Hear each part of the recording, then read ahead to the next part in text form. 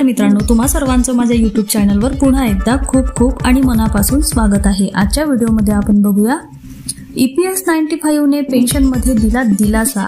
2025 मध्ये वाढीव पेन्शन कोणाला मिळेल, जाणून घ्या अधिक माहिती। व्हिडिओला सुरुवात करण्याअगोदर तुम्हाला एक विनंती, चॅनलवर पहिल्यांदाच भेट देत असाल तर चॅनलला सबस्क्राइब करा आणि व्हिडिओला एक लाईक करायला विसरू नका। चला तर मग सुरू करूया आजच्या व्हिडिओला। नमस्कार मित्रांनो, भारत सरकारने नुकतीच एक महत्त्वाची घोषणा केली आहे जी लाखो पेन्शनधारकांसाठी आनंदाची बातमी घेऊन आलेली आहे। कर्मचारी पेन्शन योजना 1995 म्हणजेच EPS 95 अंतर्गत पेन्शनची रक्कम वाढवण्यात आली आहे, जी 2025 पासून लागू होईल। या निर्णयामुळे वर्षानुवर्षे किमान पेन्शनची मागणी करणाऱ्यांना मोठा दिलासा मिळाला आहे। EPS 95 पेन्शन योजना काय आहे? कर्मचारी पेन्शन योजना 1995 EPS 95 ही भारत सरकारने सुरू केलेली सामाजिक सुरक्षा योजना आहे।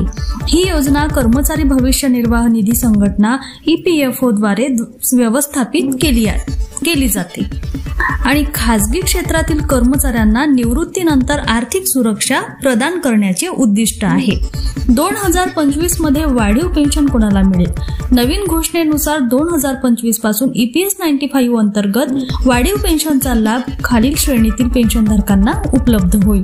सध्याचे पेन्शनधारक जे आधीच EPS 95 अंतर्गत पेन्शन घेत आहेत त्यांना आपोआप वर्धित पेन्शन मिळेल। नवीन पेन्शनधारक जे कर्मचारी 2025 नंतर निवृत्त होतील त्यांना देखील नवीन किमान पेन्शन रकमेचा लाभ मिळेल। कमी पेन्शन असलेले लाभार्थी, विशेषतः जे पेन्शनधारक सध्या 1000 पेक्षा कमी पेन्शन मिळवत आहेत त्यांना सर्वाधिक फायदा होईल।